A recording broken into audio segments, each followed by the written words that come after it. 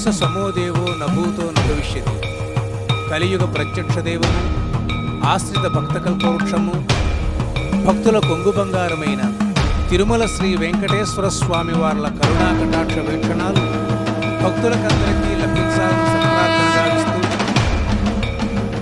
ఈరోజు తిరుమల దివ్యక్షేత్రంలో శ్రీవారి బ్రహ్మోత్సవాల సందర్భంగా ఆంధ్రప్రదేశ్ రాష్ట్ర ముఖ్యమంత్రి వర్యులు గౌరవనీయులు నారా చంద్రబాబు నాయుడు గారు స్వామివారికి ప్రభుత్వ పక్షాన ప్రజలందరికీ సర్వశ్రేయస్సులు కలగాలి అనేటువంటి உதாத்தமைனటువంటి ஆசையோடு பட்டு வஸ்திராలను அர்ச்சகர்களும் கட்சியினரும் சூழ பட்டு வஸ்திரத்தை தலையில் சுமந்து கொண்டு ஏழுமலையானுக்காக சமர்ப்பித்த ஆந்திர முதலமைச்சர்.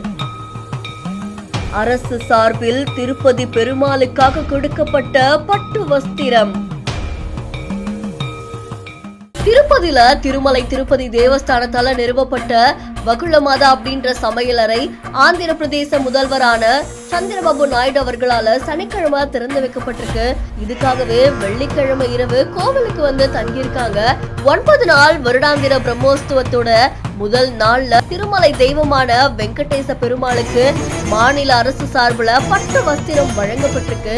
இத ஆந்திர முதலமைச்சரான சந்திரபாபு நாயுடு அவர்கள் அந்த பட்டு வஸ்திரத்தை தலையில சுமந்துகிட்டு ஒரு பக்கம் அவர் அர்ச்சகர்களும் அங்க இருக்கிற கட்சியினரும் சூழ அவர் பெருமாளுக்காக சமர்ப்பிச்சிருக்காங்க. இதை தொடர்ந்து திருப்பதி தேவஸ்தானத்துடைய 2025ஆம் ஆண்டுக்கான கேலண்டர், அதுக்கப்புறமா டைரியையும் அறிமுகப்படுத்தியிருக்காங்க. இந்த காட்சிகள் சமூக வலைத்தளங்கள்ல வைரலா பரவிட்டு இருக்கு.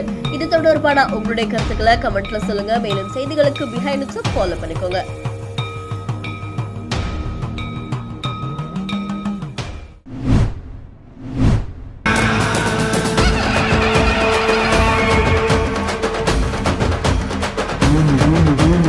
கொட்டும் மழையிலையும் அம்மனை நின்னு தரிசனம் செஞ்சிருக்காங்க பக்தர்கள்.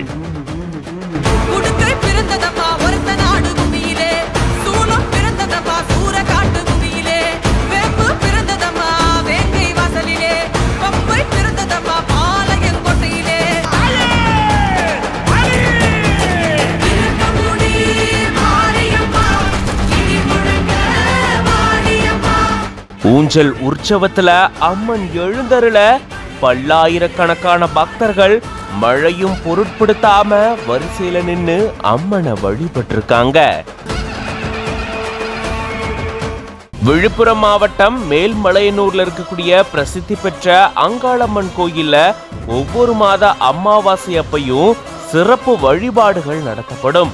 ஆயிரக்கணக்கான பக்தர்கள் அமாவாசை தினத்தன்னைக்கு அம்மனை தரிசனம் செய்யறது வழக்கம்.